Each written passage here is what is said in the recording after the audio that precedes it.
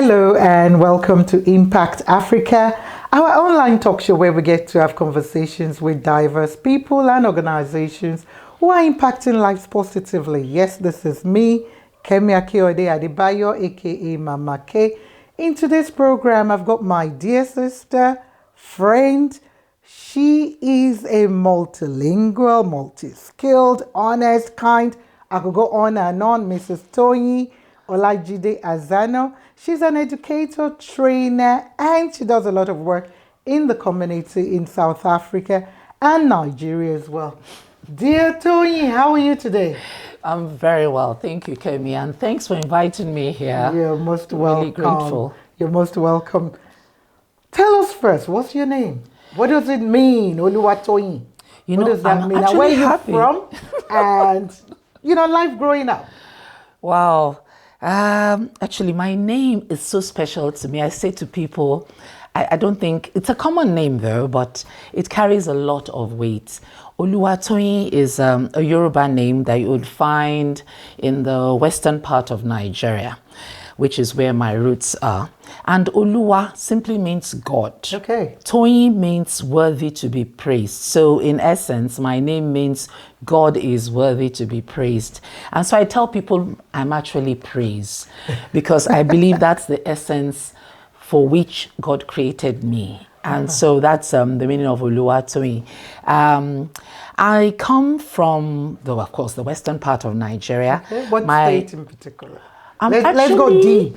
It's actually very interesting because I'm Ekiti. Okay. And most people believe that the Ekitis are from present-day Ekiti State, which used to be under Ondo State. Right. But then I am actually from Ekiti local government in Kwara State, which a lot of people are not aware of. I'm not aware. I'm just knowing for the first time now. So you're technically from Kwara State, in terms of Ekiti We have local always been from Kwara State, but we are Ekitis.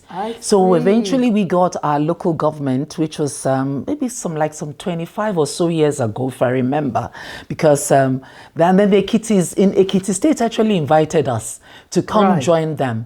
But I remember the story from my father was that, when they wanted us in, they felt, okay, we're just starting this thing, so you guys can be quiet for a while. And the likes of my father were like, what are you talking about? We already have a deputy governor from our hometown. Why are you going to put us in the background? So we're happy in our Ekiti, in our Kwara State, so let us stay there. So, an Ekiti girl through and through. My mother is from Ado Ekiti in Ekiti State, and my father is from Obayegunle Ekiti in Kwara State. So life growing up, you spoke about your dad. Yes. What position are you in your family? How was life growing up? Where did you grow up? I'm an Ikoyi girl, Ikoyi in Lagos State. A suburb. High-profile suburb, not people like us. I'm a mainland girl. You're an island girl. Okay, Ikoyi. The truth of the matter is, don't mind how. I say to people that the butter part actually was a privilege because our parents were all civil servants. So it just happened that as a civil servant, he lived in Ikoyi. We did have civil servants who lived in Surulere and in other suburbs in Lagos, but my father lived in Ikoyi and I was born in Ikoyi. So I always say to people, and I lived in the same house for 20 years in Ikoyi, So 8 in the family, my parents inclusive, I'm number 5. So I'm regarded as the baby. And I thought actually I was the baby until my younger sister came hopping along when I was almost 9. I was like, who is trying to take over my position, that kind of thing. In Yoruba, which is obviously the language we speak from the West, they call such I think Ifanu or something like that. Yes, I think so. I'm not too sure, but the one that has brought the last one. I want to be in the house, the last born. 9 years. Wow. I was like, so this.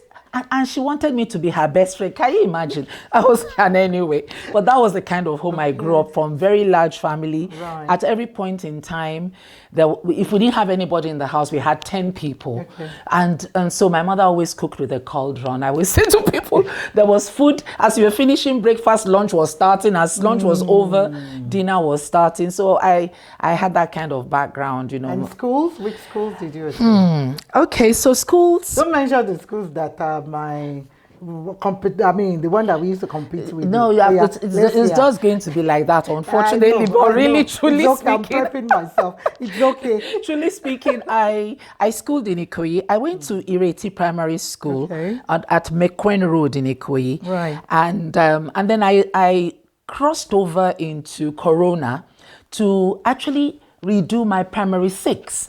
And what had happened was, when I was in Ireti, I had told everybody that I was going to Queen's College, only for my my common entrance results to come through, and I wasn't taken in Queen's College.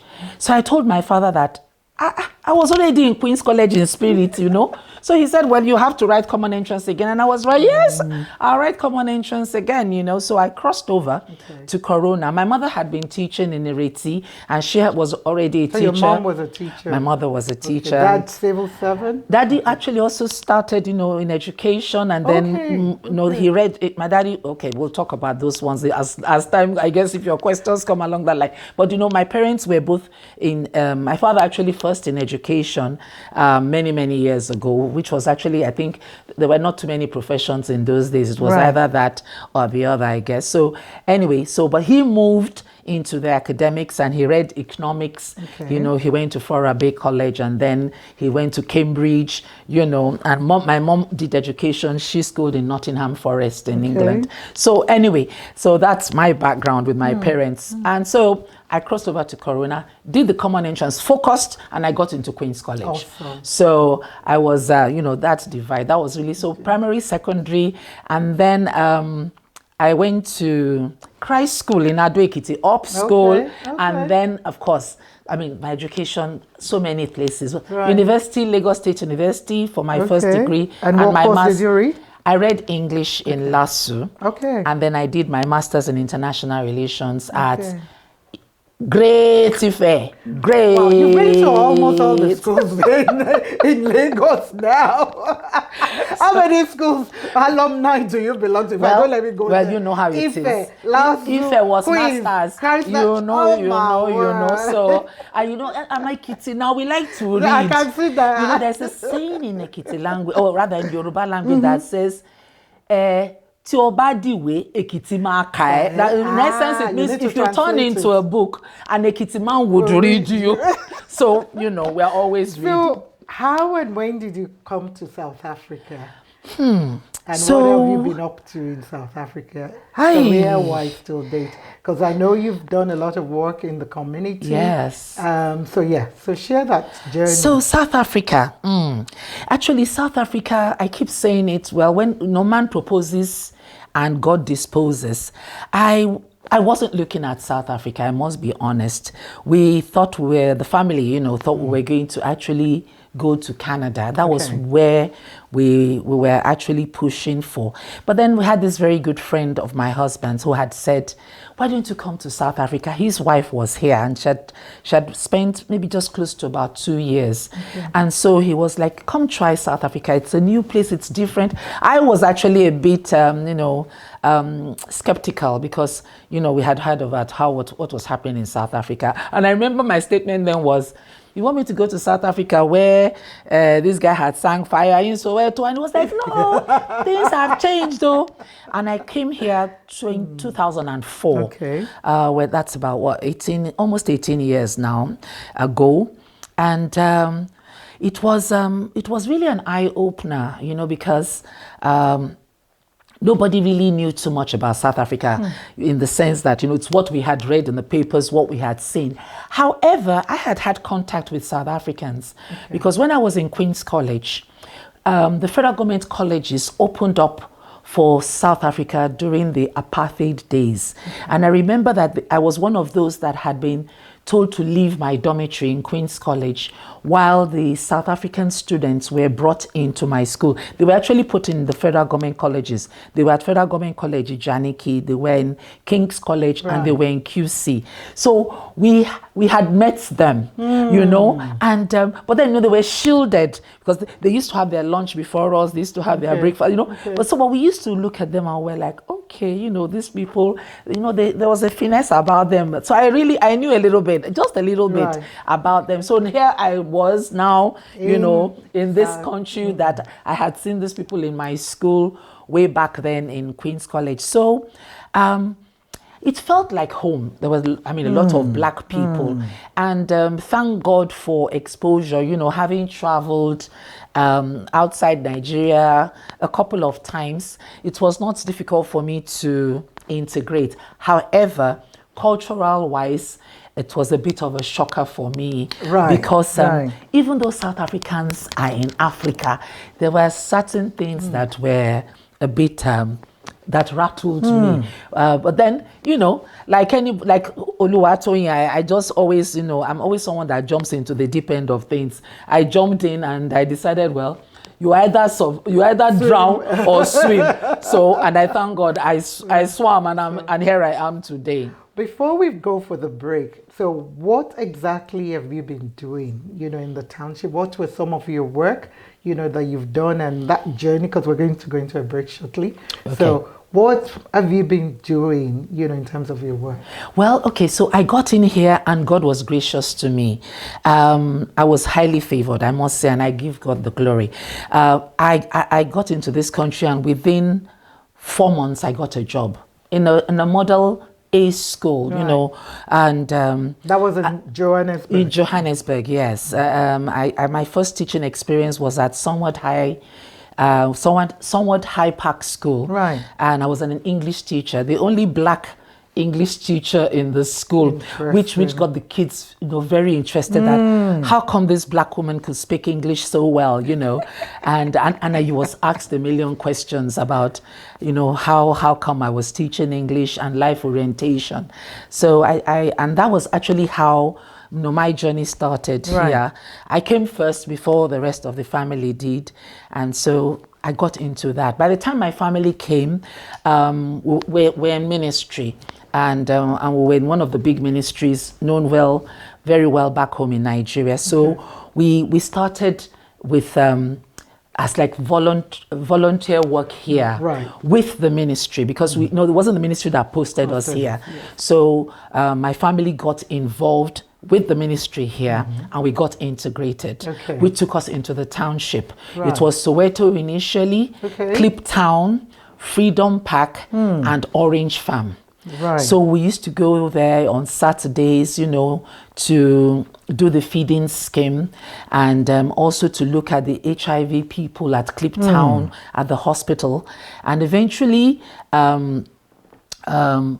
we got into Orange Farm itself, and the parish now started in Orange Farm fully in 2010. Okay. Yes. Awesome. So that is actually how it all started. So I guess we're going to talk more when we're back.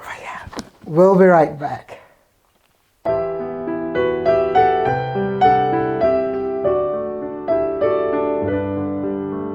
What a journey you've had from being born in Lagos and an Ikoyi babe. Okay, some of us Surulere, we are jealous. But anyway, that civil servant was a teacher before. Mom as well was teaching, attended Corona School, then Queen's College. There was another Queen's school. College, Christ School. Okay, Queen's College. You say, I can't keep up because there were so many schools there.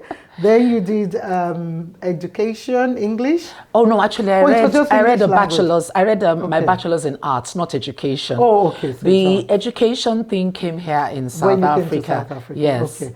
So you did that at Lagos State University. Lagos State University. Then you did your master's in international relations at Ife. At Ife, great Ife. Great. But Unilag is better. No, please forget about it. Only one university in the whole of Nigeria. All the others we don't know about them. Don't let them stop for what now? But what a journey. And then you came to South Africa. And it's interesting, what you were saying there about the fact that you didn't have any experience, with a South African, but what you had been hearing, what we've been taught in school, at that time. And then the experience of a, South African being in your school. Yes. And then now, through family, started, working in the township. Yes. And teaching as well. And teaching, exactly. So now, what challenges have you had, in your career, be it in Nigeria or in South Africa here? Because I know you've done a bit of going back and forth between both countries. I do travel a lot, yes. So how have you managed as well to overcome those challenges? Well, God has been faithful. I mention God a lot because really He's the essence and the reason of my being. It's been a wonderful journey, really. Just celebrated my birthday, really, like some 10 days ago. So I reflect over how my life has spanned, the journey that I have been going on and I'm still continuing in. Coming to South Africa, like I said, was happened to be what it was. But I was favored. I got work in a school and not really having much exposure in education. I knew then that it was God that was in charge. And why do I say so? Now, my mother was a teacher, remember I said so. And I didn't say anything glamorous about being a teacher. In fact, I remember that part of the problem I had was I never wanted to tell anybody I was a teacher. I used to say I'm an educator. Can you imagine? Instead of saying a shovel, I was saying spade. Meanwhile, it was still doing the same thing. But you see, like I said, there was nothing glamorous about being a teacher. I mean, I had seen my mother. She was 210% committed to being a teacher when she was teaching in she taught both in the two schools that I went to, Ireti and also Corona. You know, so you are a Omo teacher like me. I'm a real Omo teacher, which means child of a teacher. Holding a chalk all the time, and all of that. So like I said, there was nothing glamorous about it, and I had said at the back of my mind I wasn't going to be a teacher. But then when you're asking God that you want His will to be done in your life, I soon came to realize that, and I had actually seen it back home in Nigeria. Now, because I'm bilingual, I speak English and French. I discovered that anytime I related with people in the French language and they needed me to teach or they needed me to train them, the kind of money I was making from doing that compensated for 6 months' work. I could make that kind of money in 1 month, which was what I would have made if I was actually working. Because I was actually, I'm actually a journalist in my background. I had worked in Radio Nigeria. I had acted. I had done quite a number of things. Wow. That's why we said multi-skilled, multi-talented. I'm not even saying bilingual. I'm saying multilingual. So I realized that I found that education always, gave me an edge, which I was always running away from. And of course, I guess that's actually why the door opened for me here as an English teacher. So the challenges, those are in the area of language, of course. South Africa having 11 official languages, I realized then that I needed to learn, at least have an idea. So I started with Zulu. Learning the basic greetings and everything. Then somebody came and scattered it and said Sutu was sweeter. So I moved into Sutu, Ligai, Reteng, and then I got it all modeled up. And then I said, you know what? I'll take it as it comes. Afrikaans, and everything. So a little bit of those, I am not proficient in any, I must be honest, but I get by, the basics, I can get into the stores and ask for the things I need to ask for and get by. But then, like I said about the cultural aspect as well, we coming from Nigeria, our parents were very, very strict. And, back home in Nigeria, the way we grew up, we're coming from a no-nonsense society where a child is seen and not to be heard. But then I got into the culture here where a child is heard and needs to speak up. So, it's like I said, it was a bit of a shocker for me because the children will question you and they want you to give them answers. Meanwhile, where we're coming from, you're asking your parents what? Really. You dare not. You dare, exactly. So it was having to take a step backwards and then understand that I am getting into a society where the children had been encouraged to speak of speak up, actually, more so because with democracy introduced in 1994 with President Mandela coming in, who advocated, all of this freedom. I immediately knew that I had to step up to that platform. If not, I would have been sidelined. And so that was, it rattled me, but like I said, I'm someone who likes to dive into the deep end. I took it in my stride, and I thank God that I got, support from my other South African colleagues who helped me out in the education part. Now, in the township, it was a totally different ball game, because we came in to introduce the church, to introduce morals, to introduce Christianity. It wasn't as if South Africans were not already Christians, but we're coming with having to teach the Bible now to them. Missionary work, yes. So they actually imbibed it, they loved it, and that was a very good way of getting into the township for us, because they were like, they had not seen people who were teaching them the Bible the way it was, raw, reading it themselves and having that understanding.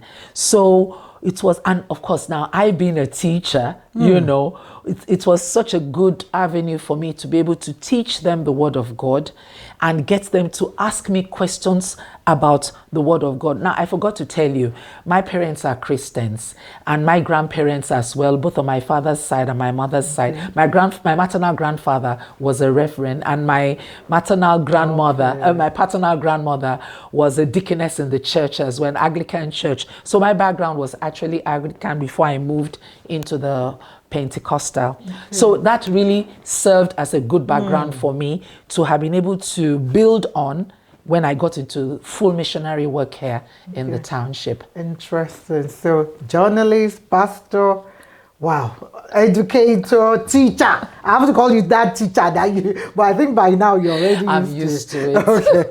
But you know what? We'll be right back.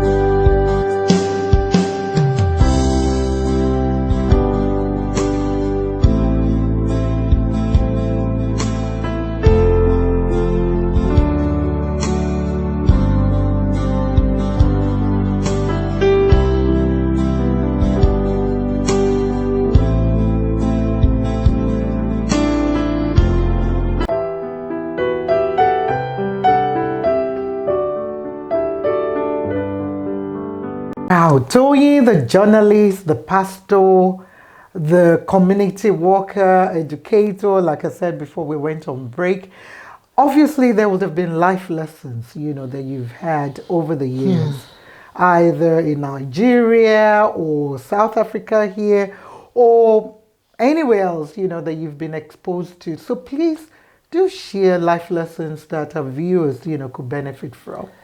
Thank you so much, Mama K. Life lessons. One thing that I have come to hold dear to my heart is family. Family is very, very important. And the joy that we have and we are not appreciative of is having a father and a mother which is a big thing for us back home in Nigeria.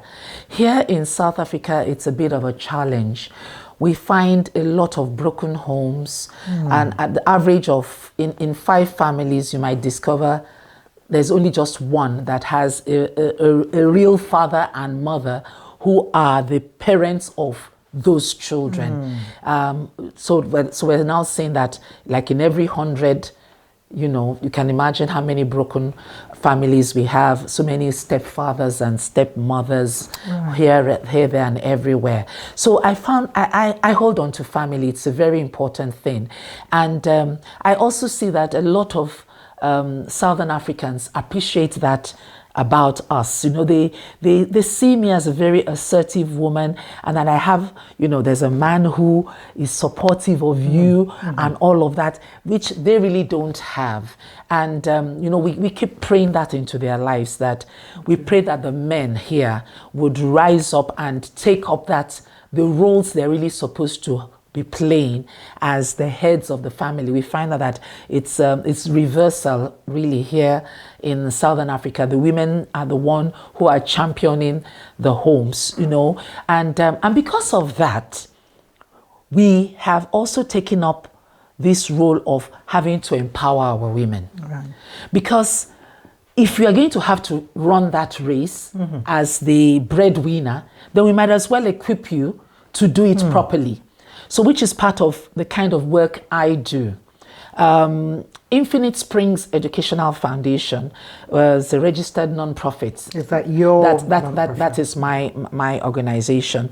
And what we had always been doing is picking a girl and running with the vision. By virtue of the fact that God, like I said, it had always been God for me, I got into the secondary schools first, and then I got a break that I didn't expect. I had applied for a job with some private organization, and the owner of the organization said, he looked at my CV and said, would you like to teach, to lecture at Damling College in Randburg?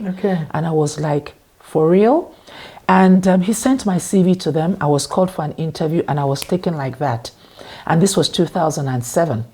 3 years after I had been in the, 2 years after I had been in the secondary school, I got my break into tertiary.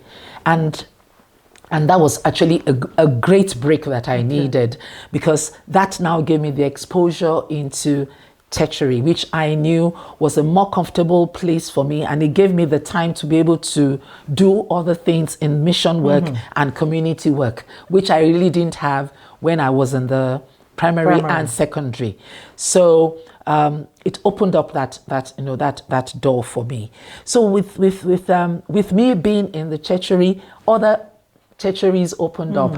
Cedar City campus, and as well as University of Johannesburg, Soweto campus, and it got me where it just positioned me rightly to be able to get into the communities and be able to interact, with the leaders in the communities as well, be able to speak to the counselors.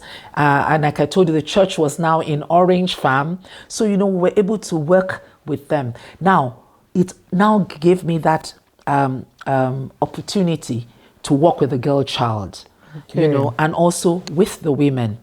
The church created the platform for the religious aspect, and then being able to work with them in the community gave me the opportunity to become, into the community worker that I really enjoyed doing. Now, I'm a talker, you can see that. And so I was able to... Exactly. So I was able to get into the community, be able to relate with these girls. Now, from the church gave us the girls, gave us the women. So we're able to see these ones who wanted to pursue education. And then me being in those schools was the way for them to get in there. Because as a lecturer, I was always given a privilege of, do you have anybody you want to bring? There was always a non-profit organization or a non-governmental organization that was ready to sponsor a child. And I would say, I have one. She has her 5 papers and she wants to continue reading. So we would get the sponsorship and that child goes on. Of course, it wasn't just the girls. We had one or two, boys as well who also wanted to pursue education, and we pushed them. But like I said, if the girls and the women were going to be the ones that we could see were the breadwinners for their homes, why not push them? And so we did that. So basically, in terms of life lesson, the family values and family, what qualities do you have personally that you think, that has helped you, to navigate all what you've been able to do either in Nigeria or here in South Africa? What qualities do you think that you have? I know, yes, we're not supposed to praising, I'm kind, but those are the qualities that we're hoping that people will say, okay, these are what you need that could help you. Yes. So what qualities do you think that have helped you personally? Over the years, I've developed quite a number of qualities. However, one thing that I think I've always been is I've been very assertive. Right. I'm a very assertive person, and I'm pretty confident in my skin. This is the new Toyin that has developed over the last 5 years.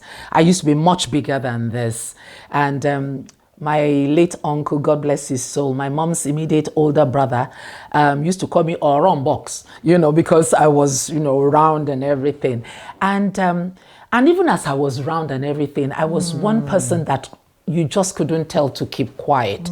I remember, and I just wanted to say this, when I was 4 years old, my father had a white visitor.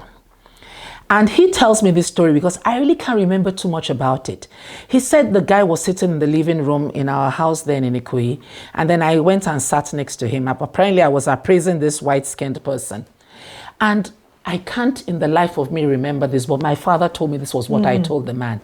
That I said to him, I'm black and proud. Wow. And the man, of course, must have been astounded at this young girl. 4 years old. I was 4, my father said. And I was now quoting one of the black freedom fighters back in America. And I said, whoever is not proud of his black color is not fit to live. Can you imagine a 4-year-old telling this white man this? He became my best friend. His name was Mr. Abdallah. I will never forget. Because Mr. Abdallah said he couldn't get over this 4-year-old who was quoting a black freedom fighter in America, his wardens. And I think those are the kind of things that molded me. I also remember back in school in Queen's College when we had a talent show, I came up as Muhammad Ali. I had socks on my hand and I was quoting Muhammad Ali, who had said, I remember, and I can remember the quote. Listen, my friends, listen to me. This is your man, Muhammad Ali. I float like a butterfly and I sting like a bee. And I could go on, and I won that talent show, I remember, because I was there in my shorts and my t-shirt and I was busy. You had the attitude and everything. So like I said, being assertive and then being confident in your own skin. Right. And of course, you must be very creative. I'm the kind of person, and I think I got that from my mom. I used to say my mother was a finger smith. There's nothing you give to my mom that is waste.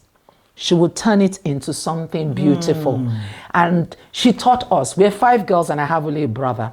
And even my brother was almost becoming a woman because my mother taught him how to cook, how to sew, how to make hair, how to do everything. I used to say that whoever married this guy married talent, So totally blessed. Yeah, so that was those are the qualities that has kept me and has made me resolute in life. I don't give up. I say to myself, I can fall down 1,000 times, but I will get up yet the 1,001st time and still move on. And I want to use this as a platform to advise our listeners that don't ever give up. In every situation you find yourself, look around you. There would always be something you can use to leverage and get out of your situation and to make not just lemon out of lemonades, but to actually start selling the lemons as well and make an income from it. Wow. I did have one question, but I don't know. I know I've been told we're running out of time, but I really want to ask it because I feel you know, it's something I want to know and that might benefit our viewers as well. We have a lot of social issues, you know, that we're all passionate about. Even though you've touched on one or two, the girl child and not leaving out the boy child, in terms of education, you know, empowering women. Is there anything, and this will be my final question, anything, you know, close to your chest, the social issue that you're passionate about? So I want you to name it. But at the same time, what are the solutions, you know, to it? Just briefly. Okay. We are community workers, Mama K, myself, and quite a number of other people. We need funding. I cannot talk less than that. Quite a number of organizations, if you have the opportunity to put funds towards us being able to empower our women, empower the girl child, empower our youths, please, we can never ask for too much. I do know the fear of some organizations about credibility, but believe it or not, when you give us those funds, we will get you the records, we'll show you how it is spent. That being number one. And then number two, government support. We can never ask the government to support us enough. We want to use every avenue, the media.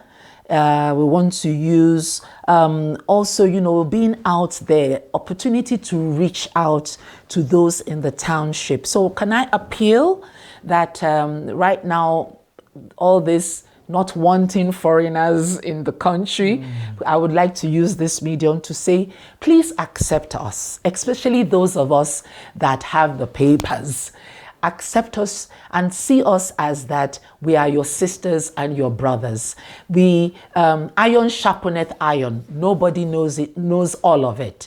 We can learn from each other. We're learning from you, and we want to believe that you're also learning from us. So give us that chance to be able to impact your lives the more, even as you impact ours as well.